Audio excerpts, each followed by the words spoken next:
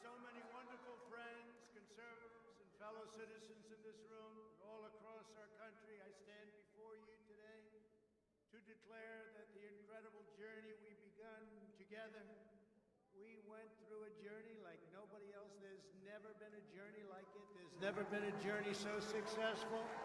We began it together 4 years ago, and it is far from being over.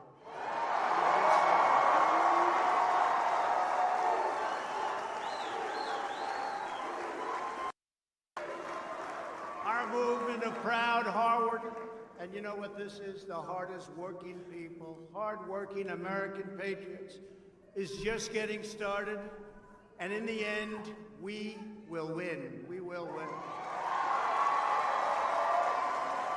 We've been doing a lot of winning. As we gather this week, we're in the middle of a historic struggle for America's future, America's culture, and America's institutions, borders, and most cherished principles. Our security, our prosperity, and our very identity as Americans is at stake. Everybody, welcome back! At no other time. So no matter how much the Washington establishment and the powerful special interests may want to silence us, let there be no doubt we will be victorious and America will be stronger and greater than ever before.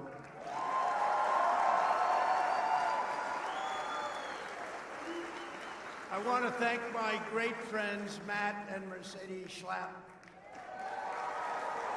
Matt, thank you. Thank you. Mercedes, thank you very much. And the American Conservative Union for hosting this extraordinary event. They're talking about it all over the world, Matt. I know you don't like it. Okay. All over the world. I also want to pay my love and respect to the great Rush Limbaugh.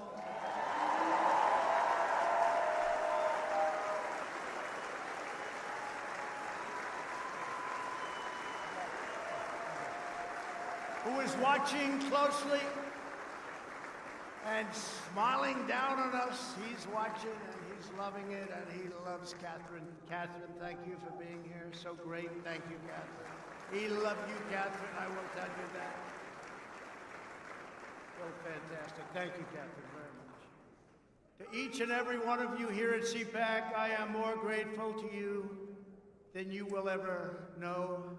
We are gathered this afternoon to talk about the future of our movement, the future of our party, and the future of our beloved country.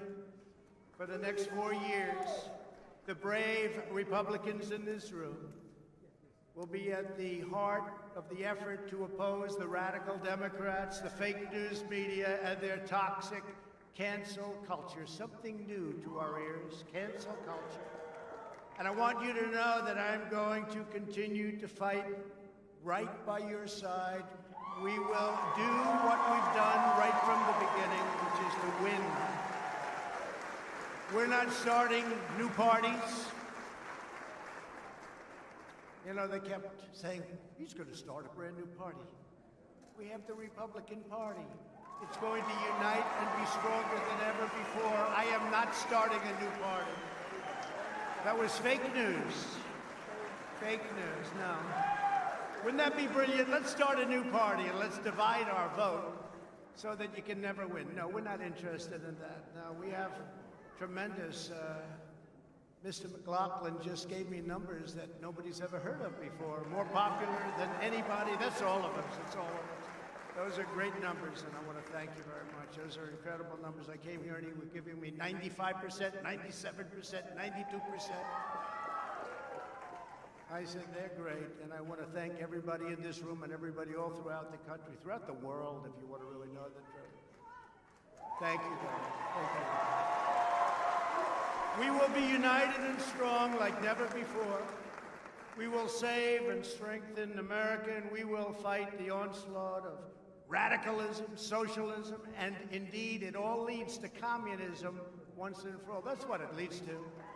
You'll be hearing more and more about that as we go along, but that's what it leads to. You know that. We all knew that the Biden administration was going to be bad, but none of us even imagined just how bad they would be and how far left they would go. He never talked about this. We would have those wonderful debates, he would never talk about this. We didn't know what the hell he was talking about, actually.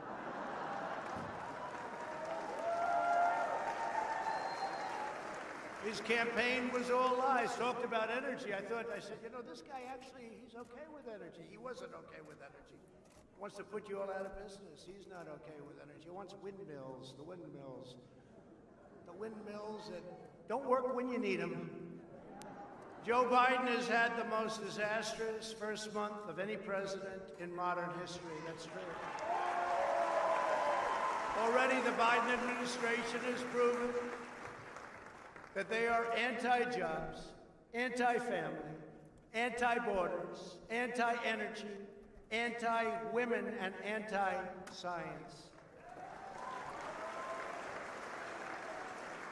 In just one short month, we have gone from America first to America last. You think about it, right? America last. There's no better example than the new and horrible crisis on our southern border.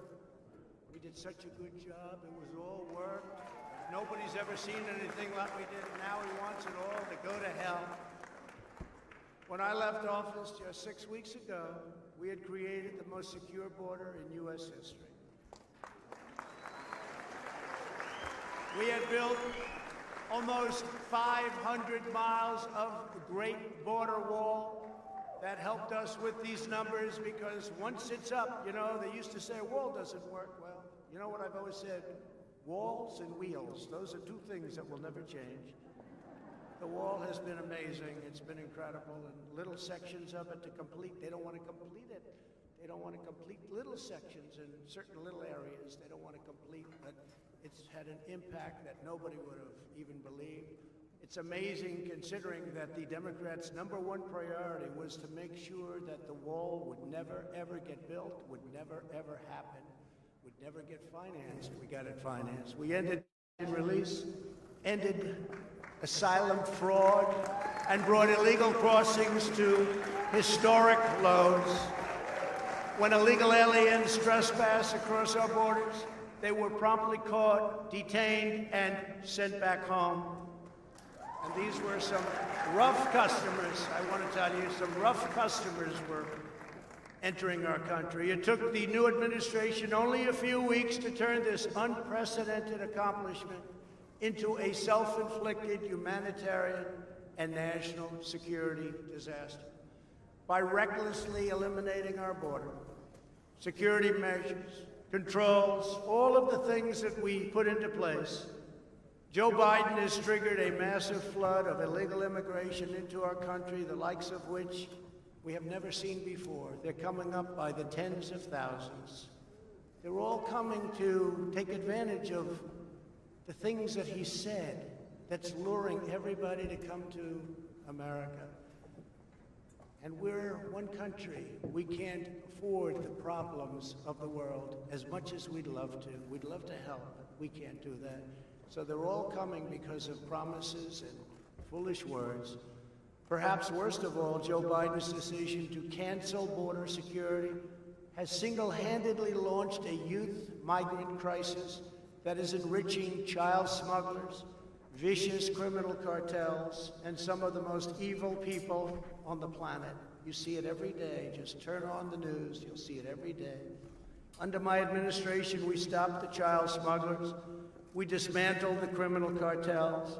We greatly limited drug and human trafficking to a level that nobody actually thought was possible, and the wall helped us a lot. And we protected vulnerable people from the ravages of dangerous predators. And that's what they are, dangerous, dangerous predators. But the Biden administration has put the vile coyotes back in business, and it has done so in a very, very big way. Under the new administration, catch and release has been restored. Can you imagine? We work so hard. Catch, you know what that is. You catch them, you take their name. They may be killers, they may be rapists, they may be drug smugglers. You take their name and you release them into our country. We did the opposite. We not only didn't release them, we had them brought back to their country. Illegal immigrants are now being apprehended and released along the entire southern border, just the opposite of what it was 2 months ago. They weren't coming because they couldn't get in. Once they think they can get in, they're coming, and they are coming at levels that you haven't even seen yet. By the hundreds of thousands, by the millions they'll be coming. The Biden administration is now actively expediting the admission of illegal migrants, enabling them to lodge frivolous asylum claims and admitting them by the thousands and thousands and thousands a day, crowded together in unsanitary conditions despite the ongoing economic and public health crisis, COVID-19, or as I call it, the China virus.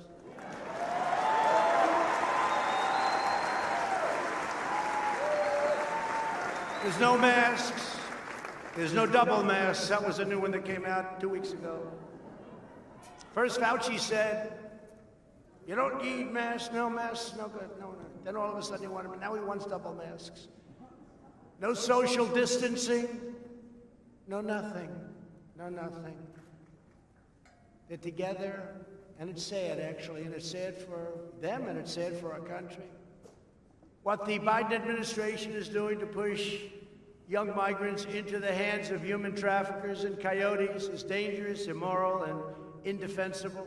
Hard to believe it's happening. Biden has failed in his number one duty as chief executive, enforcing America's laws. This alone should be reason enough for Democrats to suffer withering losses in the midterms and to lose the White House decisively 4 years from now.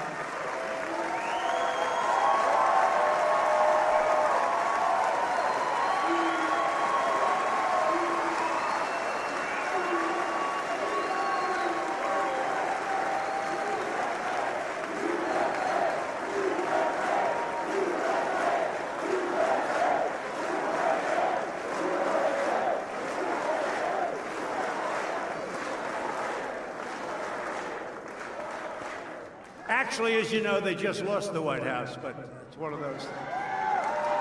But who knows? Who knows? I may even decide to beat them for a third time, okay?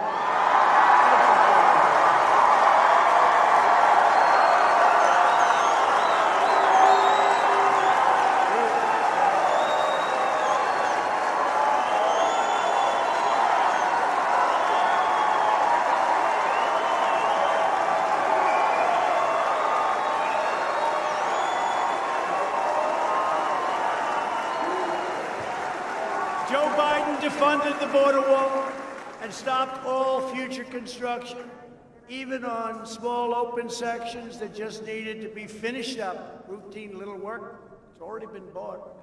Wait till the contractors get to them and they say, no, it costs us much more money not to finish the small section than if we finished it. That's going to be nice. Wait till you see those bills start pouring in. He revoked the executive order cracking down on deadly sanctuary cities. He has effectively ordered a shutdown of ICE, halting virtually all deportations. Everyone, murderers, everybody, no more. Let's not deport people. And restricting our law enforcement professionals, and they are great professionals. You have many of them represented here today. From conducting almost any immigration enforcement of any kind.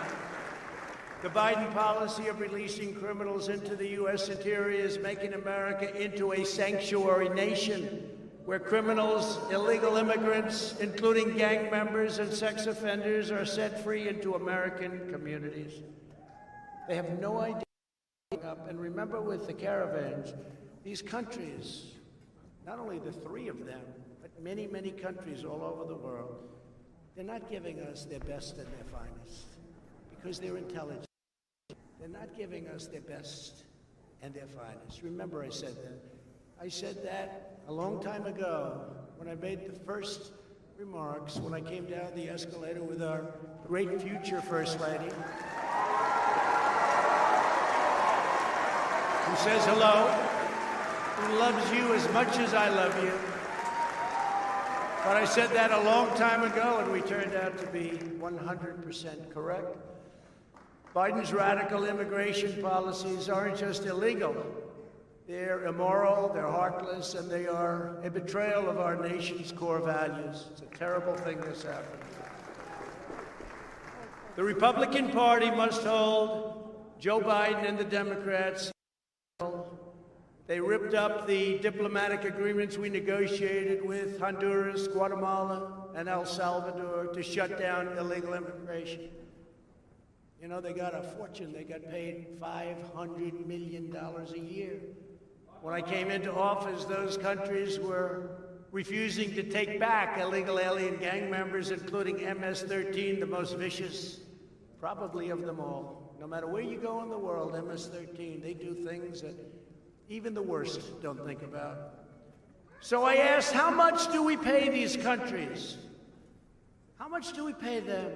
Sir, we pay them approximately $500 million a year. It's a lot of money. I mean, it's peanuts compared to the way other countries rip us off, but that's a lot of money. I said, okay, we aren't going to pay them anymore because they wouldn't take back the criminals. And this was true with the Obama administration. It was true for many, many years. So we'd catch a murderer, we'd want to bring him back to Guatemala or Honduras, Salvador. They wouldn't take him back. No, we don't want him. We'd fly him in, they wouldn't let the plane land. We'd bus him in, they wouldn't let the buses get anywhere near the border. And I said, we're not going to pay him anymore.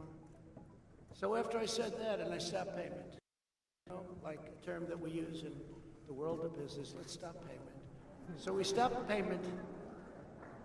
They were delinquent. We stopped payment. And they very quickly came to the table and we made a deal, very quick deal. We still kept the money. We still didn't pay because we made a deal. And when illegal aliens came across our border, they were rapidly deported and lovingly accepted by those countries from where they came. And it worked out great, so now they accept the people. And then we ultimately got along very well with those countries, those three countries, and many countries throughout the world because they respected us again. They didn't respect us. They couldn't believe what they were getting away with. But now Joe Biden has wrecked this great deal, wrecked it. And they're already doing what they were doing before, and they're taking the money.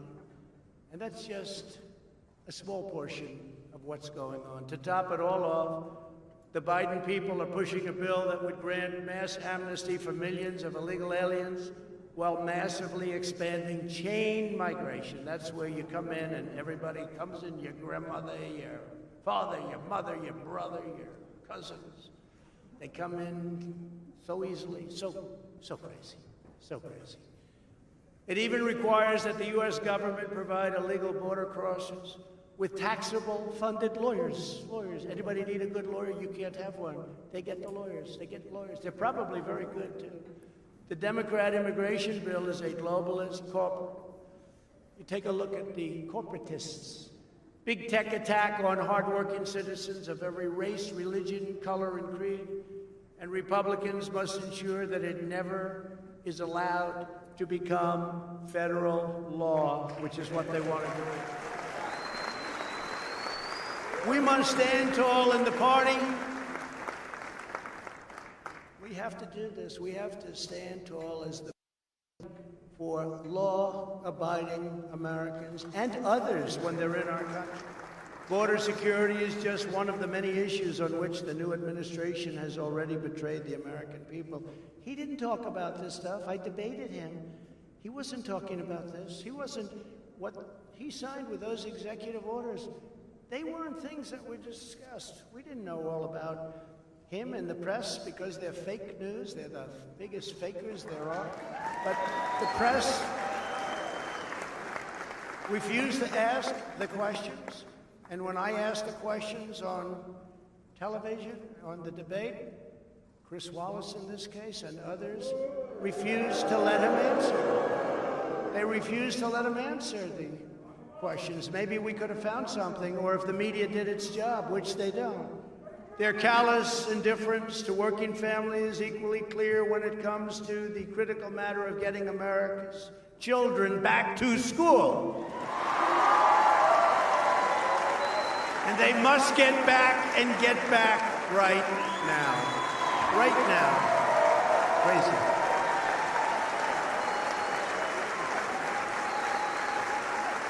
Terrible.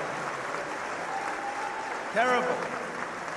The Biden administration is actually bragging about the classroom education they are providing to migrant children on the border, while at the same time millions of American children are having their futures destroyed by Joe Biden's anti-science school closures. Think of it. We're educating students on the border, but our own people, children of our citizens themselves, are not getting the education that they deserve. There's no reason whatsoever why the vast majority of young Americans should not be back in school immediately.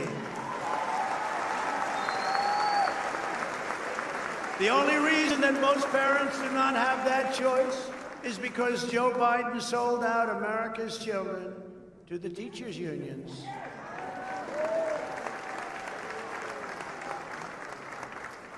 His position is morally inexcusable, you know that. Joe Biden has shamefully betrayed America's youth, and he is cruelly keeping our children locked in their homes. No reason for it whatsoever. They want to get out. They're cheating the next generation of Americans out of the future that they deserve, and they do deserve this future. They're going to grow up, and they're going to have a scar. It's a scandal of the highest order and one of the most craven acts by any president in our lifetimes. It's the teachers' union, it's the votes, and it shouldn't happen. And nobody has more respect for teachers than I do. And I'll bet you a lot of the people within that union, they agree with everything I'm saying. Even the New York Times is calling out the Democrats. The mental and physical health of these young people is reaching a breaking point. Tragically, suicide attempts have skyrocketed, and student depression is now commonplace and at levels that we've never seen before. The Democrats now say we have to pass their $1.9 trillion boondoggle to open schools, but a very small part of it has to do with that. You know where it's going. It's going to bail out badly run Democrat cities, so much of it. But billions of dollars for schools remain unspent from the COVID relief bills that were passed last year. So on behalf of the moms, dads, and children of America, I call on Joe Biden to get the schools open and get them open now. They're a great thing to do.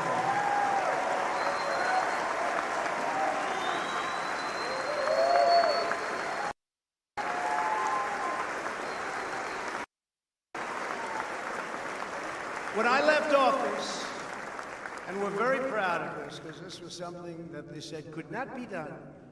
The FDA said it, everybody said it. Any article you read said it. Couldn't be done. It would be years and years. I handed the new administration what everyone is now calling a modern-day medical miracle. Some say it's the greatest thing to happen in hundreds of years.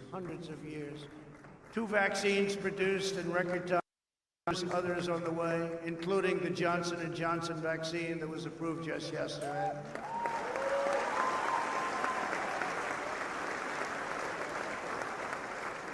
And therapeutic relief also, if you're sick.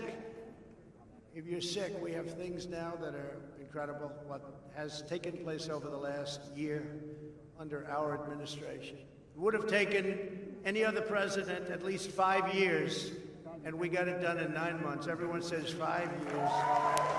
5 years.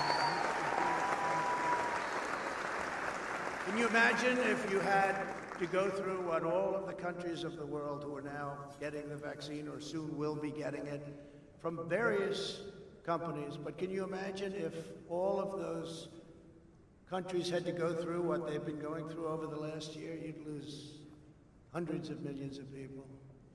I pushed the FDA like they have never been pushed before. They told me that loud and clear. They have never been pushed like I pushed them. I didn't like them at all. But once we got it done, I said, I now love you very much. What the Trump administration has done with vaccines has, in many respects, perhaps saved large portions of the world, not only our country, but large portions of the world. Not only did we push the FDA far beyond what the bureaucrats wanted to do, we also put up billions and billions of dollars, 10 billion, to produce the vaccines before we knew they were going to work. It was called a calculated bet or a calculated risk. We took a risk because if we didn't do that, you still wouldn't have the vaccines. You wouldn't have them for a long time. So think of that. We took this bet. We made a bet because we thought we were on a certain track. But you'd be starting to make them right now. It would be a long time before you ever saw them. It takes 60 to 100 days to manufacture and inspect new doses. And that means that 100% of the increased availability that we have now was initiated by our administration. 100%.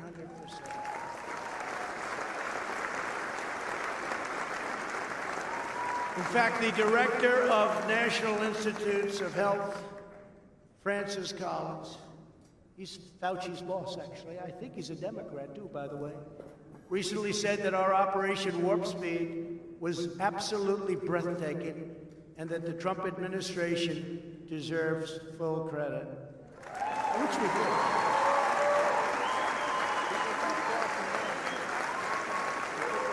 And as conservatives and Republicans, never forget that we did it.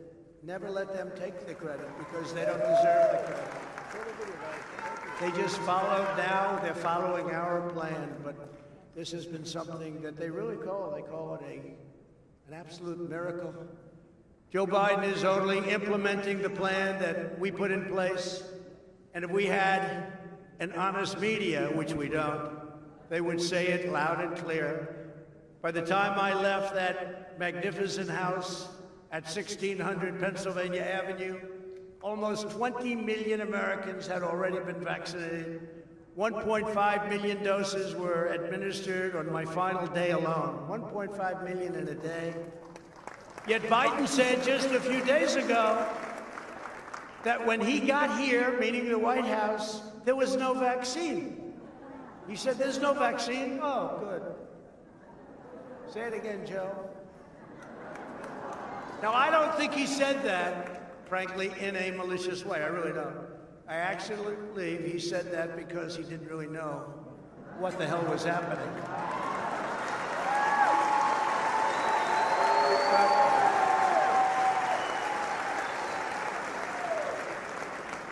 Never let them forget this was us. We did this, and the distribution is moving along according to our plan, and it's moving along really well. We had the military, what they've done, our generals, and all of the people, what they've done, incredible. But remember, we took care of a lot of people, including, I guess, on December 21st, we took care of Joe Biden, because he got his shot, he got his vaccine, he forgot. It shows you how unpainful that vaccine shot is, so everybody go get your shot. He forgot, so it wasn't very traumatic, obviously, but he got his shot. And it's good that he got his shot.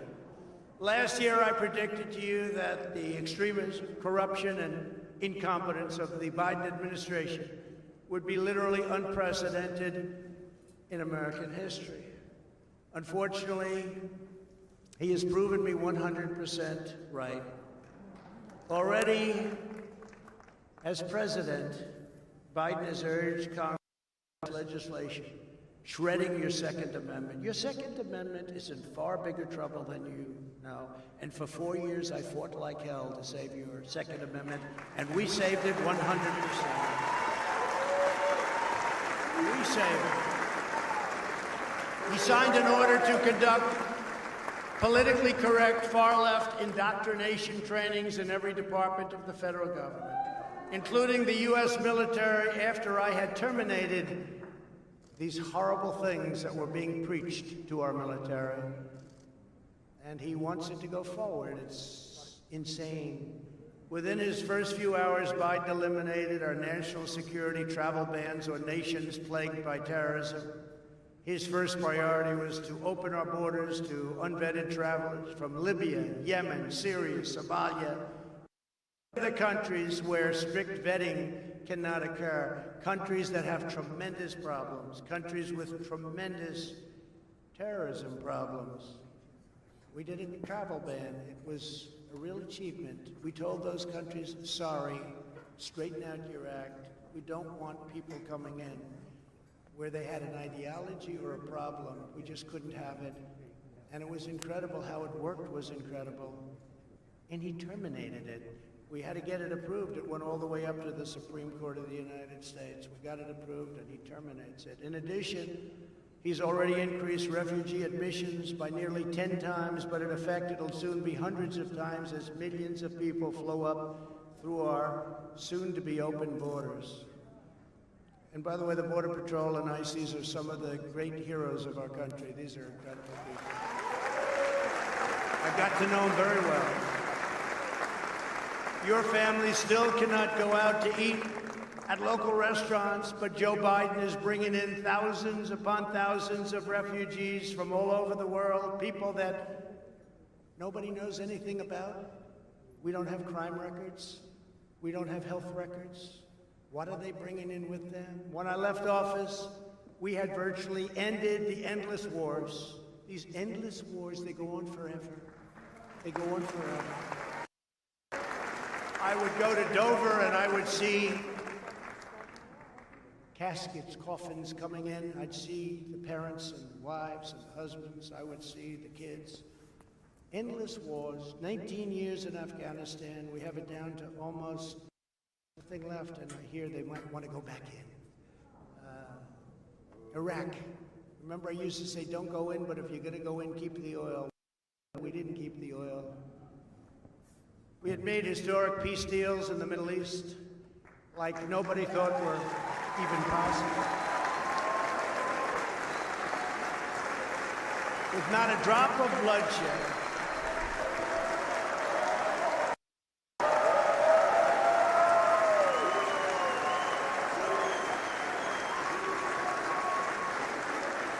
And by the way, not one American soldier has been killed in Afghanistan in over a year. Think of that. Not one. Those troops have largely come home. At the same time, the new administration unilaterally withdrew our crippling sanctions on Iran, foolishly giving away all of America's leverage before negotiations have even begun. Leave the sanctions, negotiate. Does anybody understand what I'm saying here? Are there any good business people? You don't have to be a good, are there any bad business people? They took off the sanctions. They took off the sanctions. They said, well, we're going to not have any sanctions. Let's negotiate a deal. I don't know, Matt Schlapp. I don't think you would have done that. Do you think so, Matt? I don't think so. Mercedes wouldn't have. No, you do that, you make a deal, and then you do what they wanted. I will tell you something, and I said it. Had we had a fair election, the results would have been much different, and we would have had a deal. We would have had a deal with Iran within the. They wanted those sanctions off. You took them off for nothing. For nothing. Now you watch how tough they negotiate. In another horrendous surrender, he agreed to get back into the World Health Organization for approximately $500 million a year, which is what we were paying. When I withdrew from the WHO, and you know the whole story with that, they called it badly. They really are puppets for China. They called and they wanted us to stay in. I said, how much are we paying?